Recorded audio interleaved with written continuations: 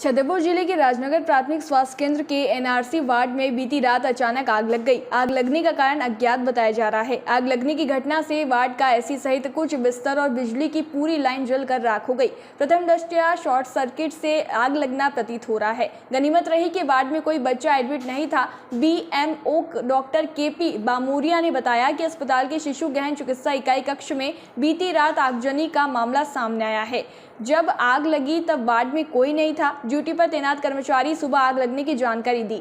BMO doctor KP बामूरिया ने बताया कि इस आगजनी में एसी सहित बिजली की पूरी लाइन जलकर राख हो गई। ऐसा लगता है जैसे बिजली के तारों ने ही गर्म होकर आग पकड़ी है। इन तारों को कुछ दिनों पहले डलवाया गया था। उन्होंने कहा कि नई लाइन डालने के बाद स्थिति और बेहतर होना चाहिए था, लेकिन यह घटना घट गई। उन्होंने कहा कि पूरे मामले की जानकारी सीएमएचओ सहित वरिष्ठ अधिकारियों को दे दी गई है। एनआरसी केंद्र में लगी आग का निरीक्षण करने पहुंचे इंजीनियर मौके पर पहुंचे। बीएमओ और स्टाफ, बीएमओ और इंजीनियर के बीच घटिया सामग्री लगाने के ऊपर हुई तू में एक दूसरे पर लगाए आरोप। उन्होंने कहा इससे अच्छी बिजली की लाइन डाली थी, वह ज्यादा अच्छी थी। इंजीनियर के बीएमओ ने ग्रुप में अन्य ब्लॉक के मेडिकल ऑफिसर द्वारा भी घटिया सामग्री लगाने के आरोप लगाए हैं, जिससे इंजीनियर बचते नजर आए। स्टाफ ने भी फिटिंग करने वाले कर्मचारियों पर शराब के नशे में कार्य करने के आरोप लगाए। वहीं पूरे मामले में सीएमएचओ कार्यालय में पदस्थ इंजीनियर अंशुल खरे का कहना है लाइन फिटिंग का ठेका श्री बिल्डअप को मिला है, जिसके प्रोप्राइटर विकास पांडे द्वारा कार्य किया जा रहा है। कि प्रथम दृष्टया ऐसी कंटिन्यू चलते रहने के कारण यह आगजनी की घटना सामने आई है। उन्होंने कहा कि बिजली की लाइन को नुकसान नहीं हुआ है। जबलपुर से इंजीनियर आकर आगजनी की घटना की जांच करेंगे। उन्होंने कह दिया, मैंने पहले क्यों नहीं कहा कि घटिया सामग्री लगाई जा रही है। पूछने पर कि किसके आदेश पर यह ठेका दिया गया है और किसके प्रति बीएमओ को क्यों उपलब्ध नहीं कराई गई। उन्होंने कहा फोन पर सूचित कर दिया था। एनआरसी में हुई आगजनी की घटना पर जिला प्रशासन क्या कार्यवाही करता है। घटिया सामग्री की जांच में सत्य पाए जाने पर ठेकेदार पर क्या कार्यवाही होगी। सर क्या पाया आज यहाँ पर आप स्वास्थ्य विभाग कल में शाम को राजनगर अस्पताल के एनआरसी वार्ड में आग लगने की सूचना प्राप्त हुई थी, तो उसके इसलिए मैं आज यहाँ विजिट पे आया था।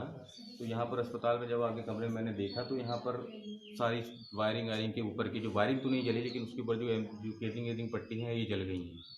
लेकिन प्रथम दृष्टया ये प्रतीत होता है कि जो पीछे अपना एसी लगा हुआ है, ये एसी फर्स्टली फॉल्ट हुआ है। ये एसी कंटिन्यू चलता रहा है, इसके दरवाजे खिड़कियाँ खुली रही हैं और एसी करीबन मोर देन 7-8 घंटे, 9 घंटे, 10 घंटे कंटिन्यू चला है।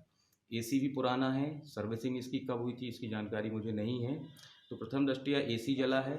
एसी जलने के बाद में जब इसकी एसी जब जली है, एसी जलने के बाद उसका स्विच ऑफ हो पा रहा है या नहीं हो पा रहा, तो किसी ने उसका तार काटा हुआ लग रहा है कि उसका एसी की जो सप्लाई उसका तार काटा है। तो जब तक एसी की सप्लाई से वहाँ तार काट के आदमी चले गए हैं, बंद करके चले गए हैं, और जब एसी का फॉल्ट हुआ है, एसी के फॉल्ट होने के कारण कहीं ओवरहीटेड हुआ है वायर। वो ओवरहीटेड होने के कारण कहीं ना कहीं पर वो वायर जहाँ पर जॉइंट होगा, मतलब जहाँ पे बोर्ड से वो पॉइंट लगा हुआ है, उधर से कहीं से उसने ओवरहीटेड होने के कारण स्पार्क किया होगा और उसमें प्लास्टिक ने आग पकड़ी है। उसी प्लास्टिक से केजिंग पट्टी लेते हुए सारी केजिंग पट्टी जली हुई है। केजिंग पट्टी के जो ऊपर के जो कैप रहती हैं वो जली हैं। वायर कहीं भी जला हुआ प्रतीत नहीं हो रहा है कि वायर कहीं से जला हुआ हो या वायर फॉल्ट हुआ हो, केवल केजिंग पट्टी ही जली है। और उसी केजिंग पट्टी के नीचे जो गद्दा रखा हुआ था वो गद्दा जला है, और उसके नीचे एक बैटरी रखी हुई थी, तो हो सकता है वो बैटरी भी उसी कारण जली हुई है। तो प्रथम दृष्टया एसी चालू रहने के कारण ही ये फॉल्ट नज़र आ रहा है। सर ये जैसे यहाँ की लाइट वगैरह पहले से फिटिंग अच्छी थी, तो फिर क्यों चेंज की गई है? किसका आदेश था? फिटिंग की सभी जगह की अच्छी नहीं थी। कुछ एक वार्ड की ठीक है, कुछ एक वार्ड की ख़राब हैं। तो अब ये संभव नहीं हो पाता है इलेक्ट्रिफिकेशन में कि अपन जहाँ की ख़राब है वहीं की केवल सुधार दें। बीएमओ साहब का कहना था कि यहाँ पर लाइट पहले से थी। तो लाइट पहले से ठीक थी, स्वीकार करते हैं उनका, लाइट पहले ठीक थी। लाइट का काम एक दिन में तो होता नहीं है, लाइट के काम में समय लगता है। अगर बीच में कुछ ऐसा था तो वो ऐसी सूचना देते कि हमको लाइट का कार्य की आवश्यकता नहीं है। उनके द्वारा बीच बीच में कई बार बोला गया कि यहाँ पर लाइट की और आवश्यकता है, या जब लाइट का काम चल रहा था यहाँ और करा दो, तो चलिए। लेकिन अगर लाइट की आवश्यकता नहीं थी, लाइट का काम तो करीबन 1-1.25 महीने चला है, इस दरमियान वो बोल सकते थे कि भाई इस बस 2 वार्ड में लाइट का काम हो गया, हमको और में नहीं कराना है। सर ये पूछना चाहते हैं ये किस कंपनी के द्वारा काम किया गया है? ये श्री बिल्टअप करके कंपनी है जिसको इसका टेंडर मिला था, उनके द्वारा इसका कार्य किया जा रहा है। पूरे जिले का काम मिला था?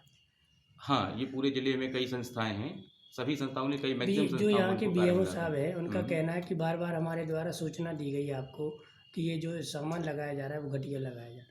नहीं, जो सामान उसके पे हैं आप? पार्षद है वार्ड नंबर 6 से। राजनगर अस्पताल में क्या घटना हुई है? राजनगर अस्पताल में बच्चा वार्ड में रात के समय आग लगी है और 10 बेड जलकर राख हो गए हैं और एक एसी 4 पंखा और बीएमओ साहब द्वारा कोई जानकारी नहीं दी गई, किसी को छुपाने का काम किया गया। तो अब आप क्या मांग रखते हैं प्रशासन से? अरे इसमें डॉक्टरों की गलती नहीं थी, लेकिन डॉक्टरों को इस बात को छुपाने की भी ज़रूरत नहीं थी। अगर किसी बच्चे भर्ती होते तो रात के समय क्या घटना हो सकती थी। सर यहाँ पे अस्पताल में क्या घटना हुई है?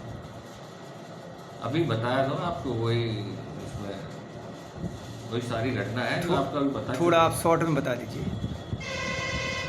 शॉर्ट में आप जो पूरी घटना है वही बताऊंगा ना, मैं शॉर्ट में कैसे बता सकता। ठीक है सर, आप बताइए। तो बता ही चुके मैं आपको अभी। छतरपुर से भरत यादव की ये रिपोर्ट।